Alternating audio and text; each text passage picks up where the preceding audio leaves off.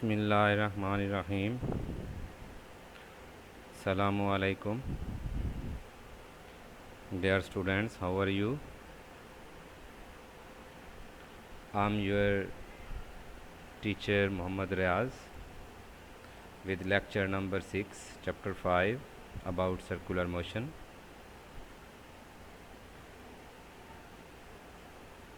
इससे पहले बच्चों अगर हम थोड़ा सा रिकॉल करें तो कल हमने क्या पढ़ा था उसको यकीनन आपने पढ़ा होगा, याद किया होगा। उसमें देखें हमने एंगुलर मोमेंटम के बारे में पढ़ा था। किसके बारे में? Angular momentum. तो ये बात हुई थी कि एंगुलर मोमेंटम क्या होता है, एंगुलर मोमेंटम को हम कैसे रिप्रेजेंट करते हैं, इसका यूनिट क्या है, इसकी डायमेंशंस क्या हैं, पॉइंट ऑब्जेक्ट हो तो उसका एंगुलर मोमेंटम कैसे फाइंड करते हैं, और अगर रिजिड बॉडी हो तो उसका एंगुलर मोमेंटम हम कैसे फाइंड करते हैं। उसके बाद हमने टाइप्स देखी थी एंगुलर मोमेंटम की। एंगुलर मोमेंटम की 2 टाइप्स थी, स्पिन मोशन और ऑर्बिटल मोशन। इसी तरह से हमने एंगुलर मोशन के बारे में पढ़ा कि इसकी 2 टाइप्स हैं, स्पिन और ऑर्बिटल। उससे फिर हमने कहा कि स्पिन एंगुलर मोमेंटम और ऑर्बिटल एंगुलर मोमेंटम 2 टाइप्स होती हैं मोमेंटम की भी। फिर उसके बाद हमारा जो था ये लास्ट में कुछ हमारे प्रीवियस डे लेक्चर्स के MCQs थे या इम्पोर्टेंट पॉइंट्स थे, वो आपको बताए गए। और कल हमने ये देखा कि जो हमारी सर्कुलर मोशन है अर्थ की, ऑर्बिटल मोशन है और स्पिन मोशन है, उसकी वजह से डे एंड नाइट और विंटर्स जो हैं ये चेंज होते हैं। तो उसी कल वाले टॉपिक को हम आगे कंटिन्यू करते हैं। बड़ा आसान सा टॉपिक है। आज law of conservation of angular momentum के बारे में हम पढ़ते हैं। Law of conservation of angular का वर्ड अगर आप एक लम्हे के लिए छोड़ दें तो बाकी आप देखें law of conservation of linear momentum, ये आपने पढ़ा है, ठीक है। चैप्टर 3 के अंदर मोशन वाले के केस में आपने लीनियर मोशन के बारे में जब पढ़ा था तो law of conservation of linear momentum पढ़ा था। क्या है, किसी को है याद उसकी स्टेटमेंट? क्या स्टेटमेंट थी? हाँ जी, क्या स्टेटमेंट थी कि अगर कोई एक्सटर्नल फोर्स एक्ट ना करे आइसोलेटेड सिस्टम पे तो उसका टोटल लीनियर मोमेंटम जो है वो कंजर्व्ड होता है, कांस्टेंट होता है। यही था ना। तो आज देखें यहाँ पे सिर्फ लीनियर की बजाय एंगुलर मोमेंटम है। तो क्या हम इसको डिफाइन करेंगे, law of conservation of angular momentum, कि अगर किसी सिस्टम पे कोई एक्सटर्नल टॉर्क एक्ट ना करे तो फिर उसका टोटल एंगुलर मोमेंटम कंजर्व्ड होता है, और इसे हम law of conservation of angular momentum कहते हैं। देखें पिछले 2 दिन से हम ये बात कर चुके हैं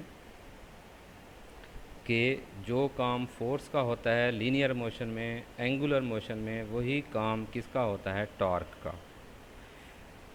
तो ज़रा स्टेटमेंट पे आप गौर करें। The law of conservation of angular momentum states that, हाँ जी, क्या स्टेटमेंट है इसकी? If no external torque acts on a system the total angular momentum of the system remains constant और conserved. This is known as law of conservation of angular momentum. तो देखें बच्चों, सिर्फ एक लफ्ज़ का चेंज है। वहाँ हमने कहा था इफ़ नो एक्सटर्नल फोर्स, यहाँ पे हम क्या कह रहे हैं, इफ़ नो एक्सटर्नल टॉर्क। तो सिर्फ ये फोर्स की जगह पे ये टॉर्क का वर्ड आ गया है। बाकी देखें तकरीबन स्टेटमेंट उसी तरह से है, ठीक है। तो क्या है, if no external torque acts on a system, the total angular momentum of the system remains constant or conserved. This is known as law of conservation of angular momentum. Mathematically हम इसको कैसे लिख सकते हैं कि टोटल एंगुलर मोमेंटम जो है वो किसके इक्वल होगा, L1 plus L2 plus L3 up to so on. मतलब आपके पास कोई ऐसा सिस्टम है, जैसे वहाँ पे देखें हम दो बॉडीज़ का जो है कुलियन हमने देखा था M1 M2 का, फिर उसका इनिशियल और फाइनल मोमेंटम कैलकुलेट किया था, तो वहाँ पे पूरा प्रूफ था। यहाँ पे हमें प्रूव करने की ज़रूरत नहीं है। यहाँ पे हम डायरेक्ट बात कर रहे हैं कि अगर हमारे पास इस तरह से रोटेटिंग ऑब्जेक्ट्स हैं कि जिनका एंगुलर मोमेंटम जो है वो किसी का L1 है, किसी का L2 है, किसी का L3 है, तो अगर आप उस पूरे सिस्टम के एंगुलर मोमेंटम की बात करेंगे तो वो एज अ होल जो कंजर्व्ड होता है उसको हम मैथमेटिकली क्या लिखते हैं कि total angular momentum is equal to L1 plus L2 plus so on is equal to constant. ठीक है जी, ये क्या है, मैथमेटिकल फॉर्म है law of conservation of angular momentum की। This law is one of the fundamental principles of the physics. कि physics में बहुत सारे प्रिंसिपल्स हैं, उसूल हैं, इसी तरह से ये लॉ भी इसके बेसिक प्रिंसिपल्स में से एक प्रिंसिपल है। It is verified from cosmological to submicroscopic level. Cosmological कायनात के अंदर जो बड़े बड़े ऑब्जेक्ट्स हैं, कहता वहाँ से लेके सब माइक्रो पार्टिकल के जो बहुत ही छोटे से पार्टिकल्स हैं उस तक, इन तमाम के अंदर जो है ये एंगुलर मोमेंटम कंजर्व रहता है। हमारी ये जो यूनिवर्स है, कायनात है, इस कायनात के अंदर जो उसका सोलर सिस्टम की हम बात करते हैं तो हमारे सोलर सिस्टम का as a whole angular momentum जो है वो कंजर्व्ड है। और अगर आप सब एटॉमिक पार्टिकल्स या सब माइक्रो पार्टिकल्स लेवल पे चले जाएं, इलेक्ट्रॉन हैं किसी एटम के अंदर, तो देखें उनका भी एंगुलर मोमेंटम कंजर्व होता है। नेक्स्ट देखें जी, एक्सप्लेन करते हैं हम इसको कि प्रैक्टिकली हम इसको अक्सर देखते हैं कि अगर हमारे पास एक ये है डाइवर है, प्रैक्टिकल लाइफ में हमारे क्या होता है कि यहाँ पे डाइवर्स हैं, वन बाय वन आ रहे हैं। जब ये इस एज पे आते हैं, इस डाइविंग बोर्ड के एज पे, ठीक है, इन्होंने पूल में डाइव करना है, तो उसके लिए वो क्या करते हैं, अपनी बॉडी को जो है वो स्ट्रेच कर लेते हैं। जब अपनी बॉडी को स्ट्रेच करते हैं तो इनका एक्सिस ऑफ रोटेशन से जो डिस्टेंस है वो बढ़ जाता है। जब डिस्टेंस बढ़ जाता है तो ये लार्ज मूवमेंट ऑफ इनर्शिया जो है वो गेन कर लेते हैं। फिर जैसे ये जंप करते हैं, ये पोजीशन देखें, वो अपनी बॉडी को इकट्ठा कर लेते हैं, इसको कहते हैं क्लोज टक पोजीशन। तो इस पोजीशन में जब वो अपने आप को कर लेते हैं तो डेफिनेटली आर जो है वो कम हो जाएगा, ठीक है, और जो एंगुलर वेलोसिटी है करस्पॉन्डिंग वो बढ़ जाएगी, जिसकी वजह से ये जो एक्स्ट्रा हम कहते हैं समर सॉल्ट्स या ये जो राउंड वो मूव कर रहे हैं जो है इसमें वो आ जाएगा। क्या कहते हैं हम इसको, एक्स्ट्रा समर सॉल्ट्स या कलाबाजियाँ, कि वो जब यहाँ से मूवमेंट ऑफ इनर्शिया गेन कर लेंगे तो ये अपना एंगुलर मोमेंटम कंजर्व्ड होने की वजह से मूवमेंट ऑफ इनर्शिया इस क्लोज पोजीशन में, टक पोजीशन में इकट्ठा जब वो बॉडी को कर लेते हैं तो ये मूवमेंट ऑफ इनर्शिया कम हो जाएगा, एंगुलर वेलोसिटी बढ़ जाएगी, तो इस तरह से ये ज़्यादा से ज़्यादा कलाबाजियाँ लगा के नीचे चला जाएगा। ठीक है, तो ये क्या है, एक्स्ट्रा कलाबाजियाँ लगाना, ये एंगुलर मोमेंटम या कंजर्वेशन ऑफ एंगुलर मोमेंटम की वजह से होता है। इसी चीज़ को यहाँ पे एक्सप्लेन किया गया है। क्या है, the diver pushes off the board with a small angular velocity about a horizontal axis through his centre of gravity. कि इस बंदे का जो सेंटर ऑफ ग्रेविटी बन रहा है वो उसके गिर्द अपने आप को क्या करता है, पुश करता है, और इस टाइम इसकी स्मॉल एंगुलर वेलोसिटी होती है। फिर क्या करता है, when he leaves the board his legs and arms are fully extended. कि जब वो इसको छोड़ता है डाइविंग बोर्ड को तो देखें उसकी लेग्स और उसके ये आर्म्स जो हैं ये फुली एक्सटेंडेड होते हैं। जब फुली एक्सटेंडेड होंगे तो इसके ये जो मास का पोर्शंस होंगे, इसका एक्सेस ऑफ रोटेशन से डिस्टेंस बढ़ेगा। डिस्टेंस बढ़ेगा तो moment of inertia M R square होता है, आर बढ़ेगा तो मोमेंट ऑफ इनर्शिया बढ़ेगा। इसका मतलब इस वक्त इसने लार्ज मोमेंट ऑफ इनर्शिया जो है वो गेन कर लिया है। ठीक है, हाँ जी। This diver has large moment of inertia I about this axis due to large value of R. Angular velocity omega 1 is small. तो इस वक्त जो इसकी एंगुलर वेलोसिटी होगी ये क्या होगी, स्मॉल होगी इस वक्त। फिर क्या होगा, जब ये अपनी पोजीशन को चेंज करेगा, आर डिक्रीज़ होगा, मोमेंट ऑफ इनर्शिया डिक्रीज़ हो जाएगा, तो एंगुलर वेलोसिटी बढ़ेगी, तो इसका ये रेट ऑफ रोटेशन जो है ये बढ़ जाएगा, जिससे ये एक्स्ट्रा कलाबाजियाँ खाते हुए ये नीचे चला जाएगा। When the diver curls his body the moment of inertia reduce to I2। यहाँ पे कर्ल्स का वर्ड भी यूज़ किया गया है और आपकी बुक में क्लोज टक पोजीशन का वर्ड यूज़ किया गया है, तो एक ही बात है। Due to small value of R in order to conserve angular momentum. क्या इसमें कंजर्व्ड होता है जी, एंगुलर मोमेंटम कंजर्व्ड होने की वजह से the value of angular velocity increases to omega 2 as shown in fig. अब इसकी वैल्यू ओमेगा 2 की वैल्यू यहाँ पे जो है वो ओमेगा 1 है या इनिशियल एंगुलर वेलोसिटी है, जब पोजीशन चेंज किया है तो अब न्यू एंगुलर वेलोसिटी है और इसकी वैल्यू क्या हुई है, बढ़ी है। क्यों बढ़ी है, क्योंकि मोमेंट ऑफ इनर्शिया कम हो गया है। सो एल जो टोटल एंगुलर मोमेंटम है ये होता है L1 omega 1 is equal to L2 omega 2 is equal to constant, कि L1 omega 1 is equal to होता है I1 omega 1 is equal to होता है I2 ओमेगा 2। इसको इन जनरल अगर हम लिखें तो ये लिखते हैं कि L is equal to I omega, ये कांस्टेंट होता है। अच्छा, अब आप देखें इसमें अगर हम आई और ओमेगा को देखें, ये दो चीज़ें कांस्टेंट हैं। अगर आप आई को इधर रहने दें तो ये कांस्टेंट इंटू 1 ओवर ओमेगा आ जाएगा। तो जो मोमेंट ऑफ इनर्शिया है और एंगुलर वेलोसिटी है ये एक दूसरे के इन्वर्सली प्रोपोर्शनल होते हैं। तो जब ये दो चीज़ें इन्वर्सली प्रोपोर्शनल होती हैं तो उनका प्रोडक्ट हमेशा कांस्टेंट रहता है। तो आई और ओमेगा इन्वर्सली प्रोपोर्शनल है। ये बच्चों हमारे पहले एक लेक्चर में ये बात हुई थी कि जिसमें ये MCQs मैंने करवाए थे और उसमें था कि अगर एंगुलर वेलोसिटी डबल हो जाए तो मोमेंट ऑफ इनर्शिया क्या होगा, तो उसमें था 1/2 हो जाएगा। तो मैंने कहा था कि ये रिलेशन अभी हमने नहीं पढ़ा, आगे हम पढ़ेंगे। तो ये वो रिलेशन है, ठीक है, कि इन दोनों में से एक को हाफ करेंगे तो दूसरी चीज़ डबल हो जाएगी, या एक को डबल करेंगे तो दूसरी चीज़ हाफ हो जाएगी, और ये इन्वर्स रिलेशन होता है। अब आई ओमेगा चूँकि कांस्टेंट है तो शुरू में मोमेंट ऑफ इनर्शिया लार्ज था तो ओमेगा कम था, बाद में ओमेगा बढ़ जाएगा, मोमेंट ऑफ इनर्शिया कम हो जाएगा, जिससे टोटल मोमेंटम जो है एंगुलर मोमेंटम वो कंजर्व्ड रहता है, कांस्टेंट रहता है। ठीक है, तो इसलिए वो जो क्लोज टक पोजीशन में ये डाइवर्स जो हैं अपनी पोजीशन को लेके आते हैं ताकि वो ज़्यादा से ज़्यादा इस एक्सिस के गिर्द एंगुलर वेलोसिटी जो है वो गेन कर सकें या कलाबाजियाँ लगा सकें। ठीक है, अब है कि इसी को हम आगे लेके चलते हैं। In this way he can make extra समरसॉल्ट्स before entering the water. समरसॉल्ट्स किसको कहते हैं, कलाबाजियाँ। ये जो अपने एक्सिस के गिर्द वो घूम रहा है ये चीज़, इसको हम क्या कहते हैं, समरसॉल्ट्स कहते हैं। कि ये इस पोजीशन में देखें, ये अपने एक्सिस के गिर्द जो घूम रहा है इसे कहते हैं।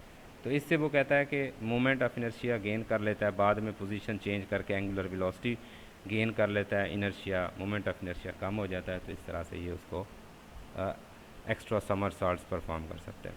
दी एंगुलर मोमेंटम ये भी क्या है, वेक्टर क्वांटिटी है, ये कल बात हो गई थी। Its direction is along the axis of rotation, ये कल बात हुई थी कि इसकी डायरेक्शन एक्सेस ऑफ रोटेशन में होती है। और फाइंड कैसे करेंगे, राइट हैंड रूल से, ये हमारी कल बात हो चुकी। ठीक है, आगे क्या है, thus the direction orientation of the axis of rotation cannot be changed without the effect of any external torque। क्या मतलब है कि अगर कोई एक्सटर्नल टॉर्क एक्ट ना करे तो तब तक जो एक्सिस ऑफ रोटेशन है ये चेंज नहीं हो सकता। क्या बात है, वो ये डेफिनेशन की बात कर रहा है कि जिस पे हमने कहा कि अगर कोई एक्सटर्नल टॉर्क एक्ट करेगा तो उसका एंगुलर मोमेंटम चेंज होगा, अदरवाइज़ उसके एंगुलर मोमेंटम में कोई चेंज नहीं आएगी अगर कोई एक्सटर्नल टॉर्क एक्ट ना करे तो इसी चीज़ को ये हमारा रिज़ल्ट है, ठीक है जी, कि एनी एक्सटर्नल टॉर्क का अगर कोई जब तक अफेक्ट नहीं होगा तो कोई इसका एक्सिस ऑफ रोटेशन चेंज नहीं होगा, ठीक है, ना इसकी कोई जो है एंगुलर मोमेंटम की वैल्यू चेंज होगी। This fact has great importance for the earth's motion around the sun. जी, अर्थ क्या है? सूरज के गिर्द घूम रही है, ठीक है, ये कल हमारी बात हो गई थी, इसकी ऑर्बिटल मोशन की बात हुई थी। सूरज के गिर्द जो मोशन होती है उसे हम ऑर्बिटल मोशन कहते हैं। तो उसमें क्या है, इसका जो एंगुलर मोमेंटम है वो क्या है, कंजर्व्ड है, ठीक है, जिस वजह से ये हमारा जो सोलर सिस्टम है ये law of conservation of angular momentum के भी हाफ पे जो है ये सिमेट्रिक पैटर्न इसका चल रहा है, ठीक है। ये एक एमसीक्यूज़ भी आ सकता है, ये बात नोट करनी है आपने बच्चों। अक्सर ये एक दफ़ा ये बात भी पूछी जा चुकी है कि इस यूनिवर्स का कौन सा ऐसा फैक्टर है जो इसका जिसकी वजह से इसका वजूद जो है वो कंजर्व्ड है। तो हम उसमें कहते हैं एंगुलर मोमेंटम, कि इस कायनात का, यूनिवर्स का एज अ होल जो एंगुलर मोमेंटम है ये क्या है, कंजर्व्ड है, कांस्टेंट है। हाँ, अगर डिफरेंट ऑब्जेक्ट्स हैं तो किसी एक का एंगुलर मोमेंटम कम होगा तो दूसरे का बढ़ जाएगा, तीसरे का कम होगा चौथे का बढ़ जाएगा। जब पूरे सिस्टम की बात करेंगे तो उसके अंदर नेट कोई चेंज नहीं आती तब तक जब तक कि आप उस पर कोई एक्सटर्नल टॉर्क एक्ट ना करें, ठीक है। जैसे हमने ये मिसाल ली थी वो आपने कंजर्वेशन ऑफ लीनियर मोमेंटम में, कि वहाँ पे एक बॉडी का मोमेंटम चेंज हो सकता है दूसरी के रिस्पेक्ट, लेकिन पूरे सिस्टम का जो मोमेंटम है, बोथ बॉडीज़ की मोमेंटम की बात करें तो वो कांस्टेंट रहता है। या गैसियस सिस्टम की आपने बात की थी कि कंटेनर के अंदर गैस मॉलिक्यूल्स हैं, तो गैस मॉलिक्यूल्स एक दूसरे को तो शेयर करते रहते हैं मोमेंटम, लेकिन उस पूरे कंटेनर का, वेसल्स का जो एंगुलर मोमेंटम होता है एज अ होल वो कंजर्व्ड होता है, कांस्टेंट होता है, ठीक है। तो यहाँ पे भी आपने उसी तरह से ज़हन में रखना है कि एंगुलर मोमेंटम पूरे सिस्टम का कंजर्व्ड होता है, तो इस यूनिवर्स का एंगुलर मोमेंटम भी कंजर्व्ड है, ठीक है, क्या है, कंजर्व्ड है। No other considerable torque is experienced by earth, के ज़मीन के ऊपर कोई और ऐसा टॉर्क एक्ट नहीं कर रहा। कंसिडरेबल का मतलब है सफिशेंट, कि कोई ऐसी सफिशेंट और एक्सटर्नल फोर्स की बिहाफ पे कोई एक्सटर्नल टॉर्क नहीं है जो अर्थ के ऊपर जो है वो लग रहा हो।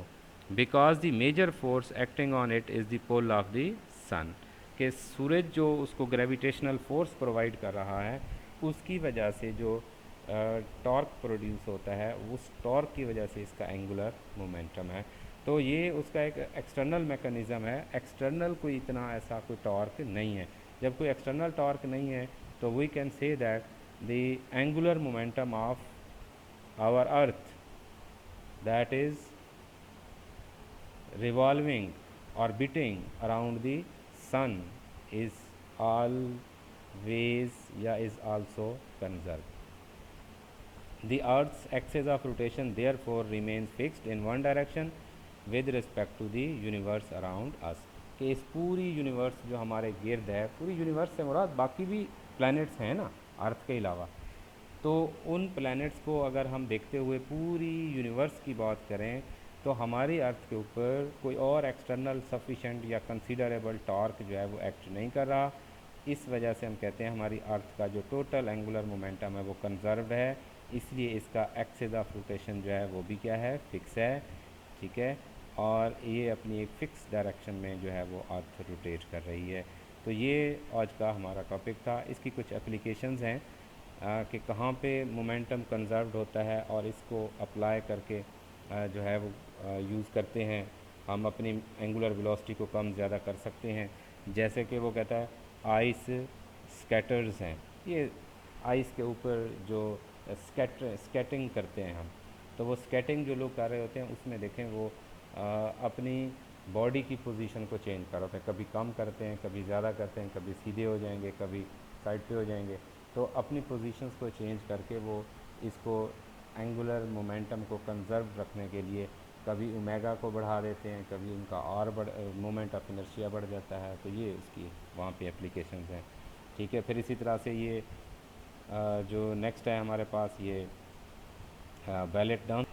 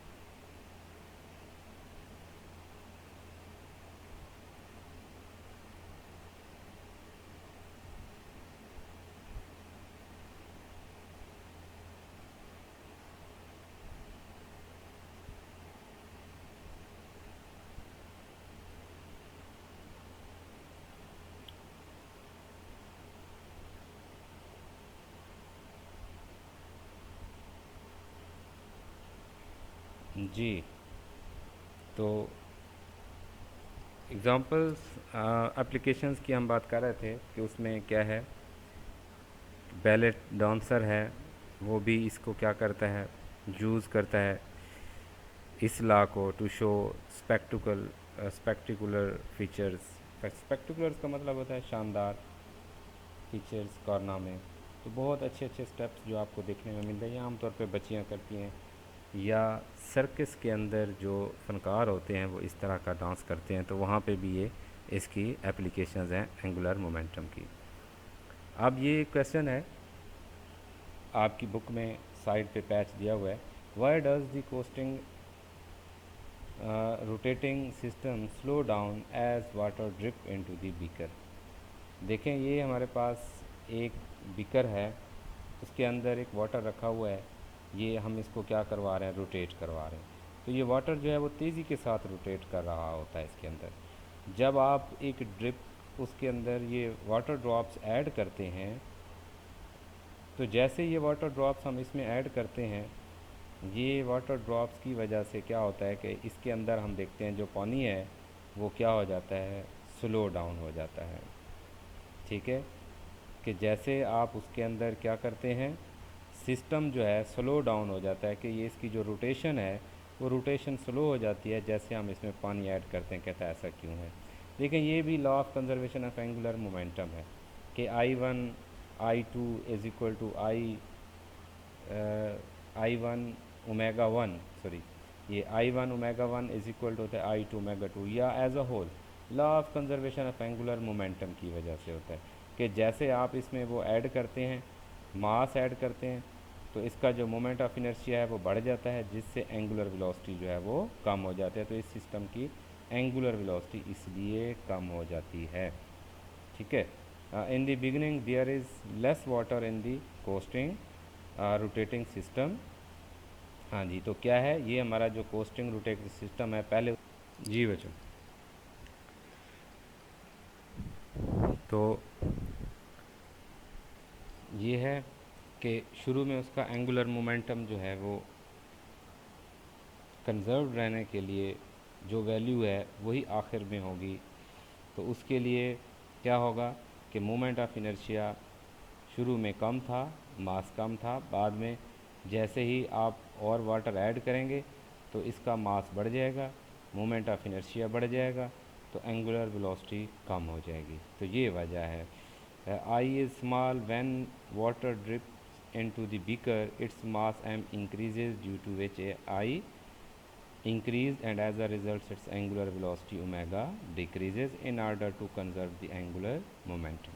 ये आपकी बुक में साइड पे पैच दिया हुआ है कि ऐसा क्यों होता है कि एक रोलिंग कोस्टर के ऊपर जब आप इसको रखते हैं, रोटेटिंग को उसके ऊपर सिस्टम हमारा जो है वो स्लो क्यों हो जाता है, तो रोटेटिंग सिस्टम इस वजह से स्लो हो जाता है। ठीक है, आज का लेक्चर हमारा ख़त्म हुआ। देखें, इसमें हम रिवाइज़ कर लेते हैं 2 मिनट के लिए कि सबसे पहले हमने क्या पढ़ा है, एंगुलर मोमेंटम के बारे में पढ़ा, जो प्रीवियस डे हमारा था कि उसके बारे में कि वो क्या था। फिर हमने आज के इसमें क्या देखा है कि law of conservation of angular momentum, कि अगर कोई एक्सटर्नल टॉर्क एक्ट ना करे तो जो टोटल एंगुलर मोमेंटम होता है किसी भी सिस्टम का, रोटेटिंग सिस्टम का, तो वो हमेशा कंजर्व्ड होता है, उसे angular momentum, law of conservation of angular momentum कहते हैं। मैथमेटिकल फॉर्म देखी है कि उन सब का जो एंगुलर मोमेंटम का सम है वो हमेशा क्या रहता है, कांस्टेंट रहता है। फिर ये वेक्टर क्वांटिटी है, one of the fundamental law है, छोटे से छोटे ऑब्जेक्ट से लेके बड़े से बड़े ऑब्जेक्ट तक ये एज अ होल कंजर्व्ड रहता है।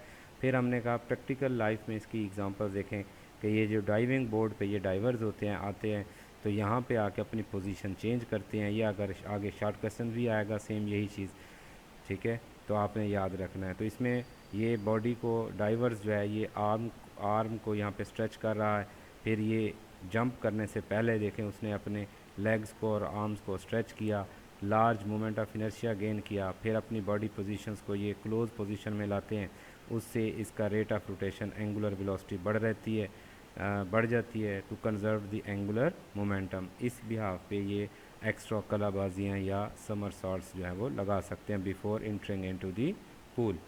ठीक है, उसी चीज़ को हमने कहा आई ओमेगा जो है, ओवरऑल बात करें तो I omega is equal to constant, इसे हम law of conservation of angular momentum कहते हैं। ठीक है जी, तो मोमेंट ऑफ इनर्शिया और एंगुलर वेलोसिटी एक दूसरे के इन्वर्स प्रोपोर्शनल होते हैं, एक को डबल करेंगे तो दूसरा हाफ हो जाएगा। ठीक है, तो ये हमने कहा कि as a whole angular momentum है। फिर इसकी एग्जांपल्स हैं, ये बैलेट डांसर्स भी इसी तरह से वहाँ पे इसकी एप्लीकेशंस हैं, आइस स्कैटर्स जो है वो है। फिर इसी तरह हमने कहा प्रैक्टिकल लाइफ में क्या होता है कि जब एक रोटेटिंग सिस्टम के अंदर आप फर्दर वाटर ऐड करते हैं तो वो स्लो डाउन हो जाता है, तो ऐसा क्यों होता है, इसकी बात की है। अब उसके बाद हमारे कुछ ओल्ड पेपर के ये MCQs हैं, ठीक है, कि जो ऑलरेडी आ चुके हैं। देखें इसमें क्या है, फर्स्ट है angular momentum of a rigid body is given by angular momentum L is equal to क्या होता है, आई ओमेगा, ये अभी पढ़ा है, किसके इक्वल होता है जी, आई ओमेगा। तो कौन सी ऑप्शन होगी, पहली ऑप्शन, ये देखें ये की है, तो ए ऑप्शन। ठीक है, अभी हमने पढ़ा है। अब देखें इतना आसान MCQs आते हैं। Angular momentum and uniform angular velocity related by angular momentum L और ओमेगा, कहता है एल और ओमेगा का आपस में क्या रिलेशन है। हाँ जी, L is equal to I omega, I क्या होता है, MR² होता है। ठीक है, तो ये बी ऑप्शन आ जाएगा, L is equal to MR² omega. हाँ जी, ये देखें की बी ऑप्शन। ठीक है, वही बात है कि आई की जगह पे, अब यहाँ पे देखें ये फैसलाबाद बोर्ड में पूछा गया है डायरेक्ट मैथमेटिकल रिलेशन, इसमें बहावलपुर बोर्ड में उसने क्या किया है, आई की जगह MR² पुट कर दिया है बस। ठीक है जी, नेक्स्ट देखें, angular momentum of a body about a fixed point is conserved if its velocity is constant, कि अगर वेलोसिटी कांस्टेंट हो तो एंगुलर मोमेंटम जो है वो क्या होगा, कंजर्व्ड होगा। तो कौन सी ऑप्शन आएगी, सी ऑप्शन। देखें 3C option. The SI unit of angular momentum is given by, ये 2017 में सरगोदा बोर्ड में भी आया है, 2015 में लाहौर बोर्ड में भी आया है। तो क्या है, ये कल हमने पढ़ा था, क्या होता है, जाउल इनटू सेकंड, याद है ना, कल हमने पढ़ा था यूनिट एंगुलर मोमेंटम का। हाँ जी, ये आ जाएगा। उसके बाद है हमारे पास ये नंबर 4 का ये बी ऑप्शन। 5 है direction of angular momentum of a moving object in a circle is, कि अगर कोई बॉडी सर्कल में मूव कर रही है तो एंगुलर मोमेंटम की डायरेक्शन कहाँ होती है, perpendicular to the plane of the circle. यही कल पढ़ा था ना, टेंजेंट टू तो नहीं होती, रेडियली इनवर्ड या आउटवर्ड तो नहीं होती। तो इसका मतलब है ये ऑप्शन भी नहीं हो सकती, ये भी नहीं हो सकती, ये डी भी नहीं हो सकती, तो फिर कौन सी ऑप्शन होगी, 5 की बी। तो ये बी ऑप्शन। बाद औक़ात अगर आपको डायरेक्ट कोई चीज़ ज़हन में ना आ रही हो तो आप ऑप्शन पे गौर कर लिया करें, उससे भी आपको इसके आंसर का पता चल सकता है। लेकिन ये बात हम कर चुके हैं कि उस प्लेन के परपेंडिकुलर इसकी डायरेक्शन होती है किसकी, एंगुलर मोमेंटम की। ये कल बात हुई थी। The dimensions of angular momentum are, ये डायमेंशंस हमने इसकी कल जो है वो निकाली थी, mL²t-1। ठीक है, तो इसके साथ ही हमारा ये कुछ प्रैक्टिस के लिए ये MCQs थे कि जो ओल्ड बोर्ड्स के अंदर ये आ चुके हैं। तो हमारा आज का लेक्चर ख़त्म हुआ। Thank you very much for your kind attention. अगर आपका कोई क्वेश्चन हो तो आप मुझसे पूछ सकते हैं। Thank you very much. Okay, अल्लाह हाफिज़, अस्सलामु अलैकुम।